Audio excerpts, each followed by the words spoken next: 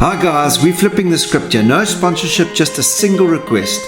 It's you who powers our mission.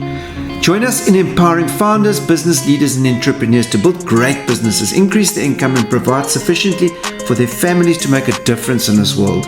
A single ask I have of you is to please review and share this podcast. 1 minute of your time could make a difference in a fellow entrepreneur's life, so please review this podcast today. It'll make a world of difference to you, to me and our community. Hey Contractors Chronicles, it's been another great week and I'm just too excited to go to work this morning, to go and spend time with my other family.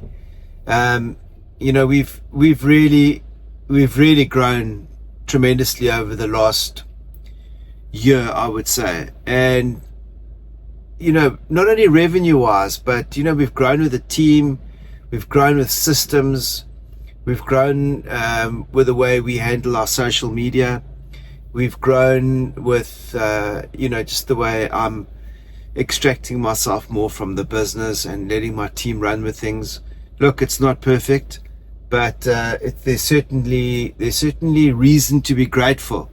And I find my Contractors Chronicles and just talking to my community, talking with my community, that brings me joy, that excites me, because I get good feedback. I had great feedback this week, and I was told just keep them coming. So I did my strength finders recently and I realized what my strengths are. I'm an avid learner, I'm an executor, I'm a strategist, and that's my power zone. And that's where I need to be. And some of my team, they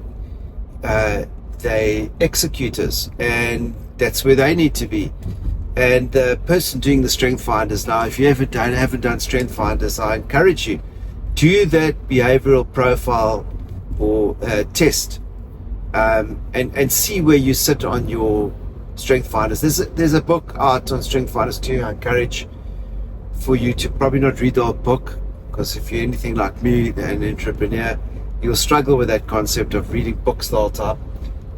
Is maybe just find out where the summary is and go through it. But the gist of it is, I remember when I did my karate, I was very entrenched in grading for my second or my third day, and I can't remember which grading it was.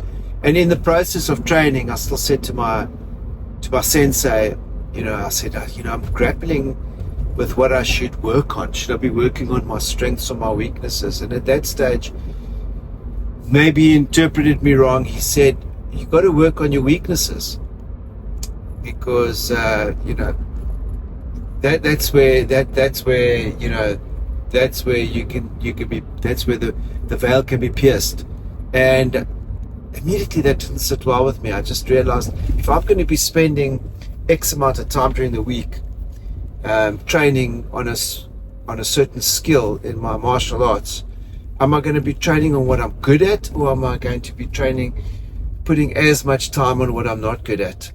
And after really digging in a little bit deeper, not just taking what I hear what I see on face value, but really digging down a little bit deeper, finding out a bit more, reading up about it, because that's what I do. I figured it out. We should be spending 70 or 80% of our time focusing on building our strengths, and maybe 30% of our time guarding our weaknesses. So in business, how does that apply? It's if you're not very good at the numbers, then who do you have that's working the numbers? Who's putting out those spreadsheets for you? Who's putting the numbers onto a dashboard? Who's making sure it's accurate? Who's making sure the quotes are done correctly? Who's making sure that the costing's done correctly? Don't get me wrong. When I started out, I did all of that, and I encourage all entrepreneurs that, when you start out, you have to do all of it. Whether you're in contracting or you're in any business. I mean, I've been involved in more than 9 businesses, and they weren't all contracting businesses. Some of them were pizzerias, some of them were online dating businesses and online e-commerce businesses, real estate businesses, So a vast range of businesses, and the principle still applies. You need to be working on your strengths, focus on your strengths, and guard your weaknesses. So in my case, I've got someone that looks after my numbers. I wouldn't say numbers is not my weakness, but I would say the putting together of the numbers and the collating of the numbers is my weakness. And I can't grow a business if I don't have a CEO dashboard, if I don't have KPIs, key performance indicators, that are telling me that my business is cash flow positive, that is telling me that my debt equity ratio is at a certain percentage that it should be, or having a look at my balance sheet and digging down a little bit deeper at the current liabilities and making sure that my interest cover ratio is where it should currently be. If I don't have those numbers, I can't make decisions where my business is going. So I've got someone who does that, and I know that's not my power zone. I know that's not where I'll thrive, but I do need to have those numbers presented to me, and I know I'm not the person to put that together. So I have to guard that, and I need to guard the fact that when we're in contracting, we as entrepreneurial contractors and business owner contractors, we need to make sure that our costings are done correctly, and we need to audit our costing. So there's a system that needs to be put in place. Remember, this year is all about focusing on the peoples and the system, and essentially we are focusing on people's, systems, and one more, which is the numbers. Those three areas are an absolute crucial for us, and I can dig down deeper into each of those ones. But that's where we are at the moment. We're really digging down on those, working on our strengths, guarding our weaknesses, and to such an extent that I've got a strength finder coach to come and coach us and do an analysis on us and see where each and every person's strength is in the business. One person was sitting on the fence. She wasn't too sure where her value lay. And she was great at customer management or customer relations. She said, "You're doing well. This is exactly where you need to be. That's your power zone. That's where you feel you operate best. And that's where we need you. We need you to be in that power zone." I'll never forget it. I was coaching an aluminium business in the northern suburbs here in South Africa, in Cape Town. And in business coaching, this client had an aluminium window door frame business. They were manufacturing and installing, and we realized that we needed to get the team right. And one of the main partners in the business was stuck in the office, and when I did a personality profile test on them, it said they love to work with people. And in this office, it wasn't that people vibe was non-existent, and the person doing the selling, again, funny enough, when we did a personality profile, they were more reserved and liked to be around admins and systems and like to dot I's and cross T's. Those were the kind of individuals they were.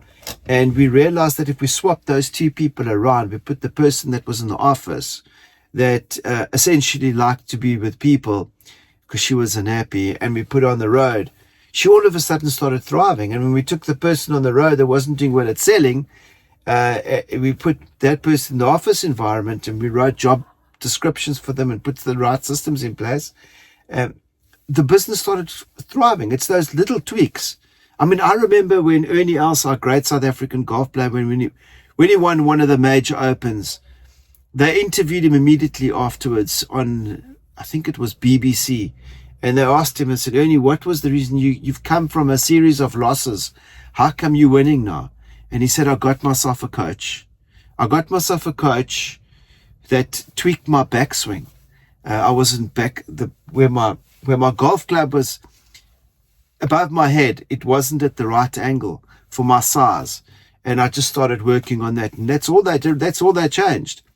So that change helped you win this tournament.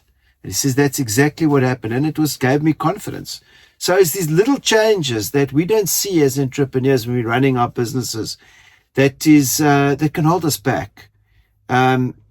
It's held me back for many years. I'm only now starting to break through and starting to implement. I mean, I business coached for more than 11 years. I helped entrepreneurs from aluminium manufacturers, installers, to online businesses, to real estate businesses, to retail outlets, quite a few retail outlets. And, I've had a lot of experience working with entrepreneurs, and there's one common theme. Number one is it's a lonely journey. And number two is the business principles don't change. They still stay the same. Some marketing tactics might change, and some sales talk jargon might change, some IT might change, but business principles, they still stay the same. I call them the business artifacts. And if those artifacts just remain the same in the business, and you focus on tightening your architecture in your business, all of a sudden things start happening. Often we go and learn the latest sales gimmick. We go and get a sales trainer to help us in our business. But our architecture's not right. We need to architect our business. We need to build this house on solid foundations with the right plan. And for us this year, we've just realized that we've grown out of our socks. I've been speaking to many contractors in our industry. And don't forget, we install and we distribute. We distribute specialized waterproofing systems for the building industry, and we install those flat roof waterproofing systems as well. And we have installers that install for us. And we have a pool business that's doing exceptionally well at the moment, that we do the installation of different pools, all sorts of pools, plus we're exploring the eco pool option as well, how we can get involved in that. We involved with roofing at the moment. We involved with water storage, and this business has grown out of its socks. And had it not been for the business architecture that is built on reasonably fine foundations. Now remember, it's my job as an entrepreneur to fine tune that the whole time. I mean, I see at the moment we are getting so busy that we're dropping the ball a little bit. We're not focusing on working on the business. I'm being pulled in a little bit. So I'm realizing where I need to focus. I need to focus on making sure that my team can operate at an optimal level. I remember a very good friend of mine, Gary Kirsten, when I was having a discussion with him on how Gary Kirsten, amazing cricketer and also a cricket coach who coached the Indian team to success quite a few years ago. And, we were having a cup of coffee, and I said, Gaz, can you tell me what was your secret to winning that tournament? And he said two things to me. Number one was exceptional people skills and understanding individuals intrinsically, understanding what makes them tick, not just seeing them on face value in the business. In other words, not just seeing them for the work that they're doing at your business. If they're doing the admin, not just seeing them for the admin, but what are their goals? What do they want to achieve? What's driving them? What makes them happy? What are the value systems that they possess?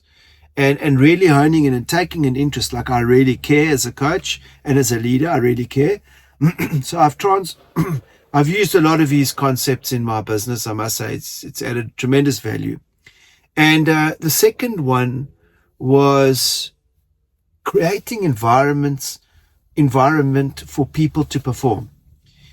I think that's crucial. Creating an environment for people to perform. I didn't quite understand that, but his job as a coach in India was to make sure that the environment was optimal for his individuals to perform. And that if that meant he needed to go and have coffee or needed to go and have supper with the individual players' parents, because they're very family orientated in India, then that's what he will do. He will find out what's going to make this person tick and operate at a high level. And that's why I like strength finders, because, if you're operating at your weakness the whole time and you're not operating confidently, you start losing motivation in your work, and even as an entrepreneur. That's why I find being an entrepreneur is so challenging at times. It can be incredibly challenging, because when we start our businesses, we're operating at our weaknesses, and we have to work through those weaknesses till eventually we get to our strengths.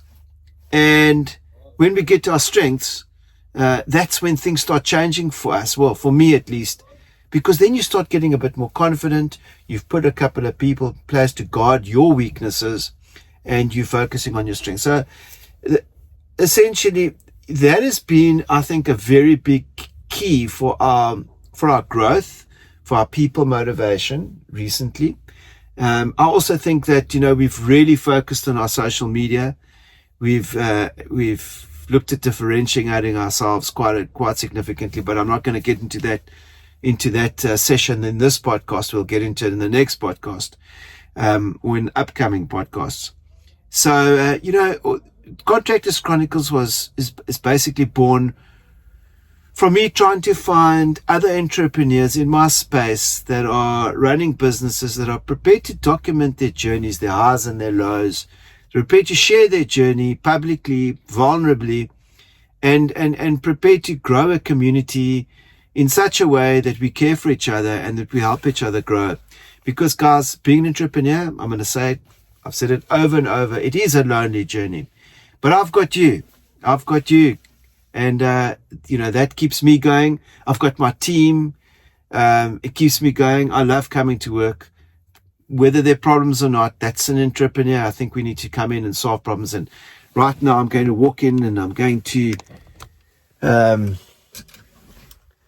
just give you a quick synopsis of my business as it is at the moment. I've arrived a little bit later this morning. I had some things to do. But I've got my team furiously working behind their PCs at the moment. But Wendy, what's the wins? Bixie, Charlie. So we've got a incredible team in the making, and we've actually outgrown our premises at the moment. We're going to think of finding some other premises, but we've got to do it carefully. We don't just want to grow significantly. And we all know that growing businesses can be challenging, especially now that we're doing well. The income is there, but we know that it can dry up, and we just got to make sure that the foot's on the accelerator, that the income's coming in. And if it dries up, I don't want high overheads. I want to make sure that we keep it as low as possible, and rather spend on areas that are going to make big difference in the business, the 80-20% rule. Rather spend on the 20% that are going to give us 80% of our success. That's where we want to spend time, money, resources. That's where we want to throw our resources. So guys, listen, this has been a long podcast. I just love my community to bits, and if you feel there's anything you want to discuss, talk about, drop me a note. Please share this with like-minded individuals. Just push the share button. It doesn't take long. Tell people about it, and I encourage you guys, let's make this community strong. Thanks guys, have a great week.